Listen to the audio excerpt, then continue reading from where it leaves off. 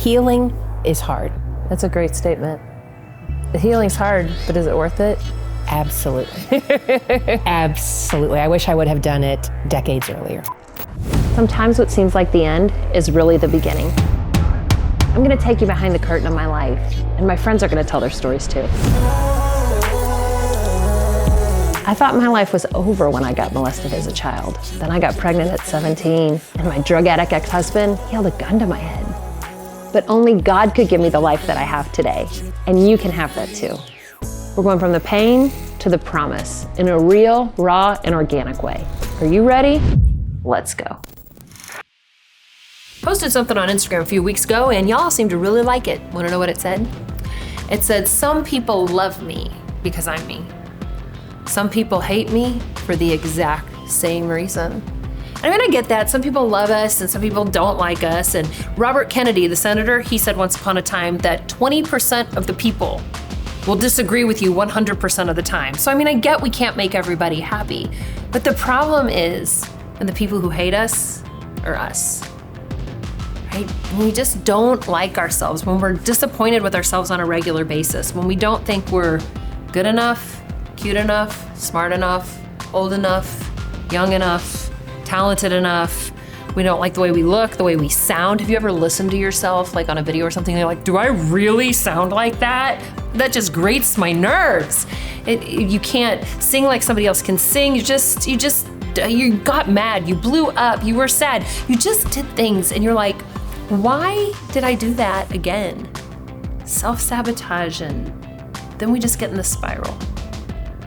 The problem is, nobody believes what you say more than you do. And out of every voice in the world, the voice you believe the most is yours. So why don't you like you?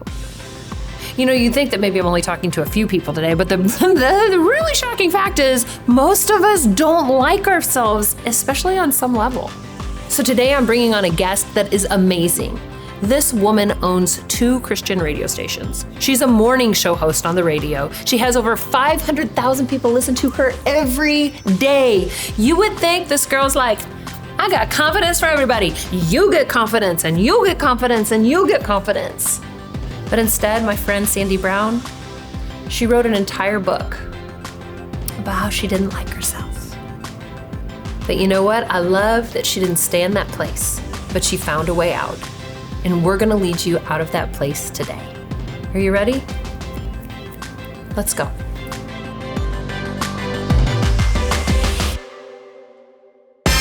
Rapid fire questions with Sandi Brown. 3 words to describe yourself. Redhead, freckle face, joyful. What makes you smile? Bad jokes. 3 things you'd take to a deserted island. Okay, the first things that come to my mind, this is so bad. Radio, cheesecake, and underwear. Best dance moves. And if that's the best, then you know it's really bad, so. Rapid fire questions complete.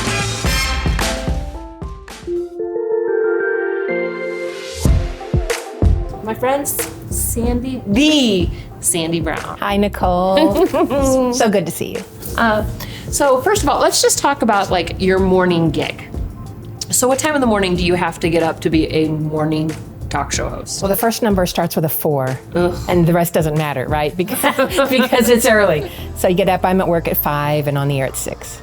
Lots of music, lots of encouragement. Healing Out Loud, How to Embrace God's Love When You Don't Like Yourself. She wrote this with a PhD, LLC, LP, somebody with all the initials. And it's from the point of view of her and her therapist. And I'm like, if I sit on a therapist's couch, I know I don't want anybody writing a book about it. I want that sealed, put away, and never seen again.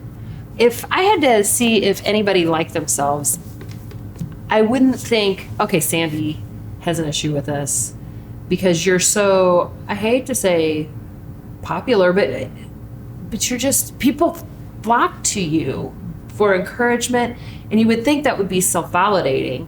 So help a girl out. Girl, put me on your therapist couch with you. Tell me all the things. Well, what you saw was the outside looking in, right? You saw the job I love, the growth of it. You saw my family, my husband, love of my life, married over 30 years, 3 kids who all love me, love Jesus. I had everything I wanted, truly. God has blessed my life, and it still wasn't enough to heal some of the hurts inside that no one else knew I had. I didn't know this. You came from this past that maybe planted some insecurities on the inside of you. Right. My dad left when I was 5. And when he left, he wanted to take my brother, but not me. So it wasn't just a departure. It was, I'm the unwanted one. My mom remarried shortly thereafter, so he was abusive. And so by age 6 or 7, I had not only experienced pain, but the shameful messages that came from them that said, you're not wanted by anybody, you're not lovable, and people treat you poorly because you're kind of worth that. And then that's the message that had just crept into my heart all my life. So yeah, you wouldn't have known it from listening to the radio. My husband didn't know. We've been married 30 years. So how did you come to the realization that I don't think I like me? When was it ever not there? When I was little, I would look in the mirror and I didn't like what I saw. Not everybody has red hair and freckles and big feet, big laugh, big bones, whatever you want to call it. I just always felt that I wasn't what was beauty. And then my brother was popular and he was athletic and I just never felt like I measured up. I remember going into my brother's room once and he had trophies for every sport you could imagine.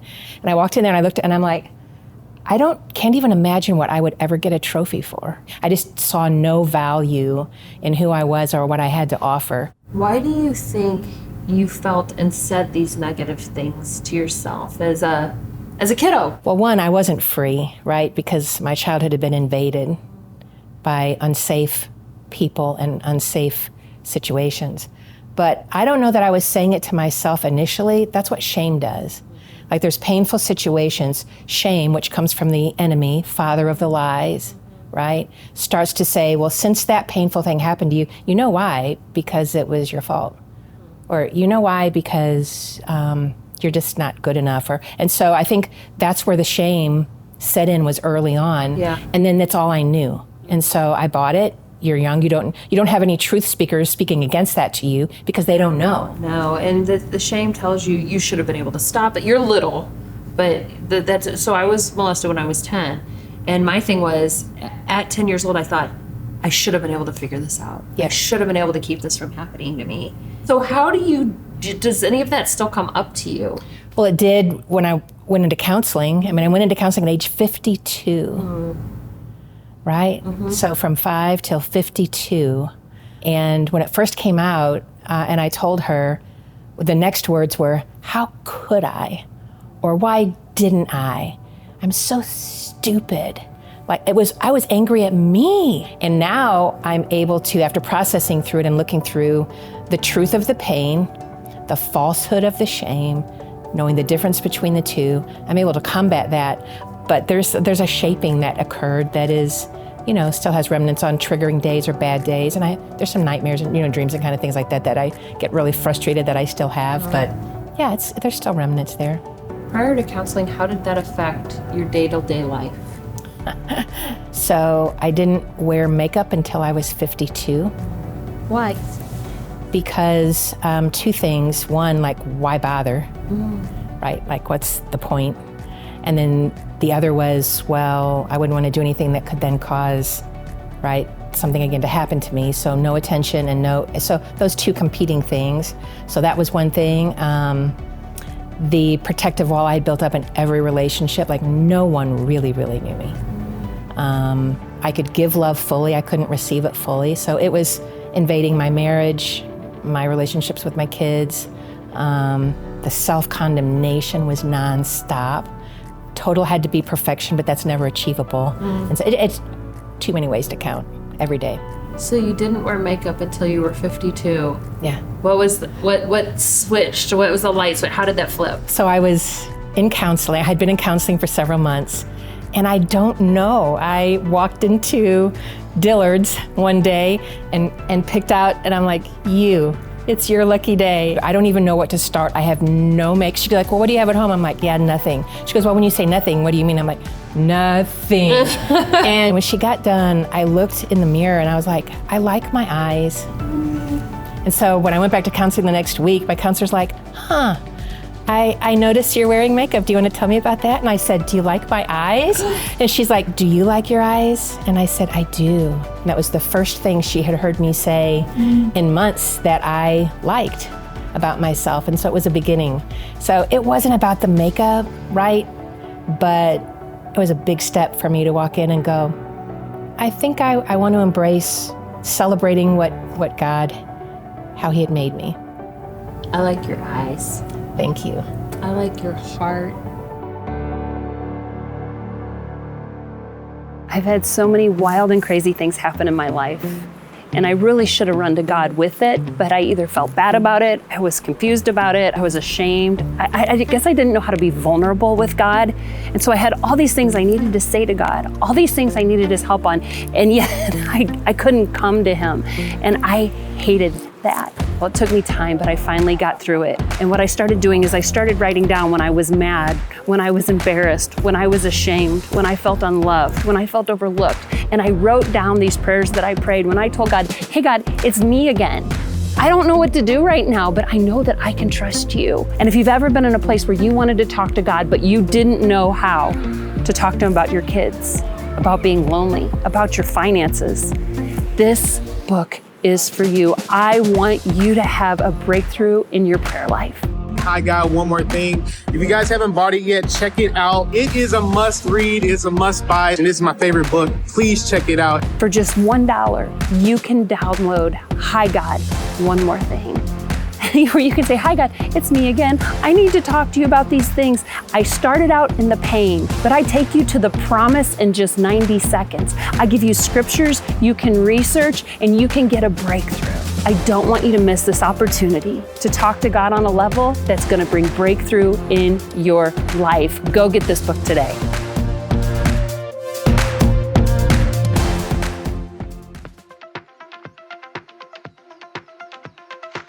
What do you see when you look at a piece of art? I mean, on this particular piece of art, I see DC. I see my husband's initials in the top corner. He didn't paint this, by the way. Do you see something expensive, highly valued, deep, moody, and interpretive? Or do you see something that looks like my grandson Liam, who is so cute, by the way, got into a box of crayons and chose the black and the white and the gray and went, and somebody put it in a frame? What we see determines how we value something. So I went to my friend's house. They invited us up to their house in New York over Memorial Day weekend a few years ago. And I tell you what, my friends can decorate. The house was amazing. They had one room that was like this deep red with these zebra rugs with these animal mounts. And it was just, I mean, very like cool and like avant-garde. And they had obviously paid a decorator a lot of money, and they don't show up at Home Goods like me. So it was really dope. And as I was walking around, one of the things that didn't really catch my eye was this piece of art that was on the wall. And it was not big like this. It was this little pencil drawing on the wall and all the things in the house. And we passed the pencil drawing and he says, Nicole, did you see the pencil drawing? I said, oh yeah, that's really cool. And then I'm like, and the stairs and the paint. He's like, no. Did you see the pencil drawing? And I went back and looked at it and I'm like, yeah, it's really nice. And I'm like, and I love your flooring and it was opulent. And he said, no, Nicole, did you see the pencil drawing? It's like, okay, obviously I'm missing something. Back up, pay attention. I'm like, it's very nice. It's great form. It was, and I didn't know what else to say. He said, it's an original Rembrandt. He said, that drawing might be worth more than my whole house. I was like, ooh, let me pause and gander upon, let me be contemplative and really take in.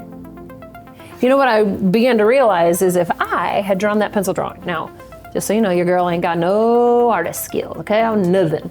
So I can't do it. But if I had some skill and I made that and I put it in a frame and I tried to sell it in New York City streets, I might get $20, maybe 50. I mean, it was a nice drawing.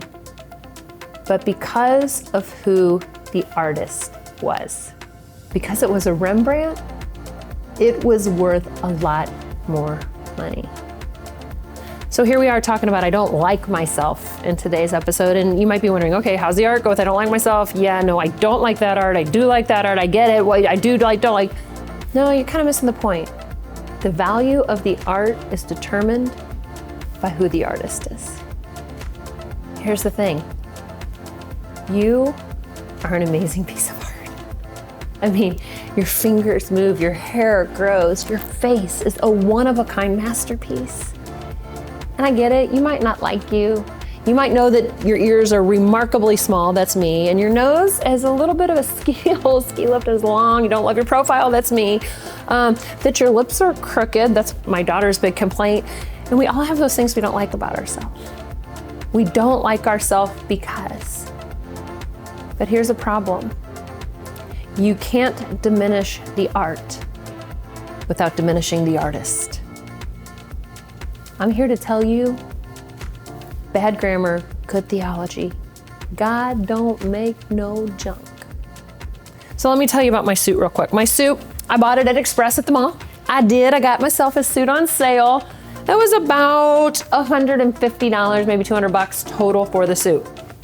Now, I was happy with my buy. I knew it was a good buy. I think it looks nice on me, and I like the little shiny part right here.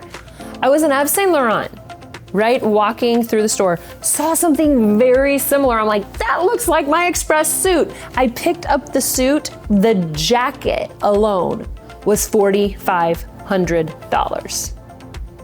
$4,500 for this jacket by Yves Saint Laurent. $150 for this jacket by Express. What's the difference?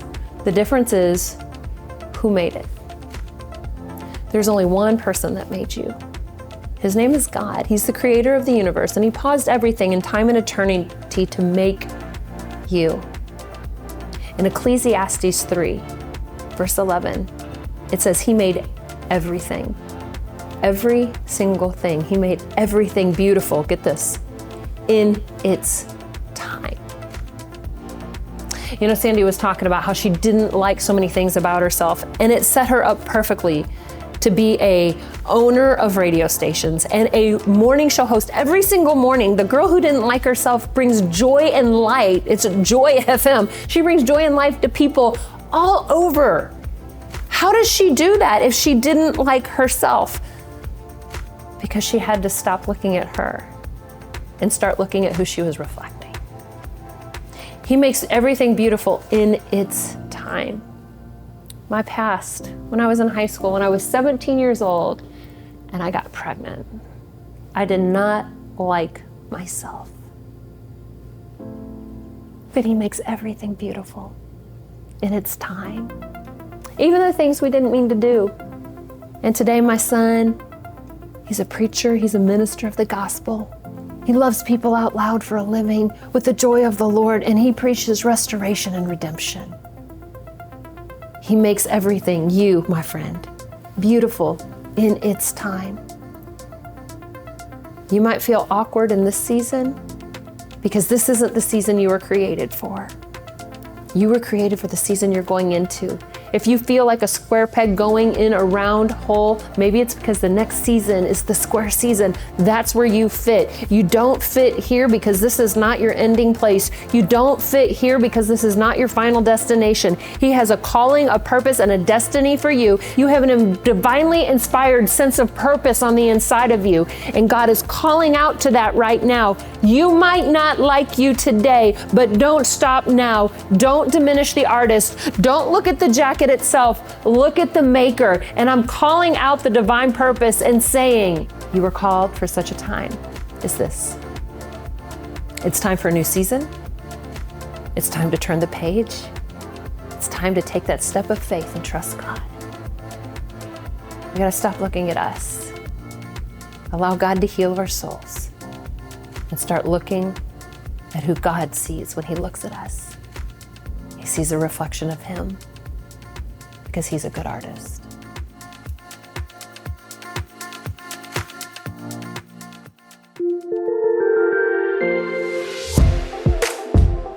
So sitting here today, do you like Sandi Brown?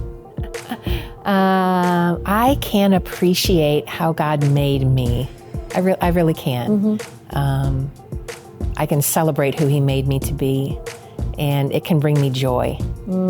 So the like thing means different things to different people. Yeah. Right? Yeah. But yeah, I can enjoy who He's made me to be and the relationships that I have more fully, for sure. So your journey to find somebody to air all of this out with, to sit down with, to talk to listen to, and who you knew was probably going to challenge you, what did that process look like? Well, being in a city that where you are known by many was not helpful because I didn't want to go to somebody who knew me. And so I talked to a counselor that I trusted, and I said all of that. And he said, there's someone moving here from Florida, and she's amazing, and she won't know you from Adam. I'm like, then if you trust her, and she doesn't know me, and don't tell her anything, but then let's start there. Did you ever feel like getting up and walking out like, you know what, I'm done with this. I don't want to talk to you anymore. I'm out. No, there were lots of moments of silence though, where she would ask me a question and it required words that I had never said before. And so there were very, very pregnant pauses, right, to stir up the courage to talk. But no, I never wanted to leave. When I decided to do it, I decided, and that's not going to surprise you, I'm going to go all in. Yeah. And I'm going to jump in the deep end. I'm going to be completely honest, and I will trust God in the process. Didn't have confidence that it would work, but I was at least going to say, well, this is the last thing I haven't tried. I'm going to try it, and I'm really, really going to try. What was your hardest day? Oh, golly, there were many. Saying out loud things that had happened to me was really hard. And then months later, recognizing anger in my life when I thought that I had healed was really hard. Writing the letter to someone who had hurt me, screaming in the garage in the car by myself was a hard day. There were several hard days. Healing is hard. That's a great statement. The healing's hard, but is it worth it? Absolutely. Absolutely. I wish I would have done it decades earlier. No, I do believe I began healing from day one. Because the minute you start to get honest, you're starting to heal. I recognize that now, but it was probably 6 to 9 months before I still ever told anyone I was in counseling. My husband didn't know. Oh. Wow. Or began to You're good. In just 1 minute, I want Sandi to pray for you.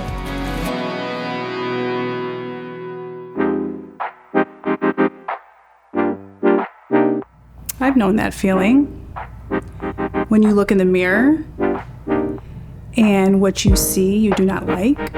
Maybe somebody has told you you're not good enough, you're not pretty enough, you're not capable, you're not worthy. But let me tell you that you are. I would say that you should change your thinking, you'll transform your life. If you're being held back by your own belief system, then grab the belief of God Almighty. Within His Word, there's some great nuggets, there's some great relief, some great medicine to free you from your own belief and jump into what God believes about you. Take a look at your life right now. Do you like where you're going? Are the people in your life helping you get to where you want to be? Have you ever heard two people talking at a lunch table and wished you could pull up a chair and just learn? This is your opportunity. Show me your friends, and I'll show you your future. Studies have shown that you are the sum of the people that you hang out with. I mean, we all need people in our lives coaching us, teaching us, mentoring us, cheering us on, and making us into better people. And that is why I created the Circle of Friends. It's a chance for us to connect and increase the level that we live on. Here's what you get when you go to NicoleCrank.com/circle and become a partner. Every month, we'll have live coaching sessions, workshops with Zoom calls between us where you get to ask questions, engage, learn. Or I'll bring on a guest influencer like Joel Osteen, Christine Kane, Mike Todd, Sarah Jakes Roberts. They'll share some of the most valuable lessons they've learned, just like you were sitting at that table. We've got a Best of Nicole library with a bunch of teachings, and best of all, you're not just a friend, you're a partner bathed in daily prayer, getting weekly emails. And your monthly contribution is a seed that helps us be on TV and provide books to prisons, recovery homes, and people who need them. If you're ready to get in a group of friends who will help you be all that God made you to be and be a difference to others at the same time, this is it. For less than the cost of buying bubblegum, you can change the course of your life. Just go to NicoleCrank.com/circle and become a member today. Trust me, you'll be so glad you did.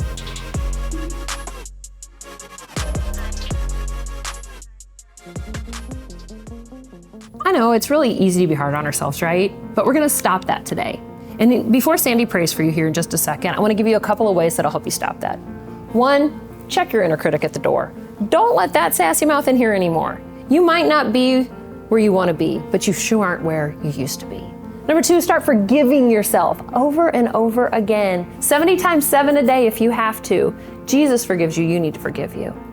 Then go ahead and just start serving other people. When you serve other people, you start to forget about your problems. There's something about pouring out that allows room to be poured into. And last, give attention to your dreams. I want you to start dreaming again. Like my friend Trisha. Trisha sent me a DM and she said, hey, I got your Goal Getters book. And it allowed me to start dreaming again. I actually didn't realize that I hadn't been dreaming until I got the book, and now I'm dreaming and I'm actually starting to do some of the things I never thought I could do. All of that happened because of you, because of the program, because of our ability to pour into people, our ability to give books to prisons, sex trafficking homes, recovering homes. I want to say thank you for allowing us to do that. Thank you for helping us do that, because this program is only on the air because of the generosity of certain networks that give us the time and the generosity of you allowing us to create it. So I want to say thank you. And if you want to help us put this good message out for other people, just go to NicoleCrank.com/donate. Sandi's going to pray for you. Father, I know what I hear in my head about me, but I want to hear and believe in my heart what you have to say about me. Yeah. God, you created me, and you've knit me together, and that is true of everyone that is watching right now. So Holy Spirit, remind us of the truth of your love. Give us peace as we navigate through the broken places. Lord, touch our hurting places. They are real, but they don't get the last say. And so, Father, I pray for everyone right now, God, that you just touch them in the way that only you can, that they recognize your voice more than any other voice, and that they cling to your love more than anything else. Help them heal, help them navigate through the painful places. That's honoring to you too. And then, Lord, bring freedom and bring peace and joy, because that's found in your presence in fullness, as your word says, in your presence is fullness of joy. So Father, I pray for a fullness of joy and peace and healing in your name now for everyone. In Jesus' name, amen. Amen.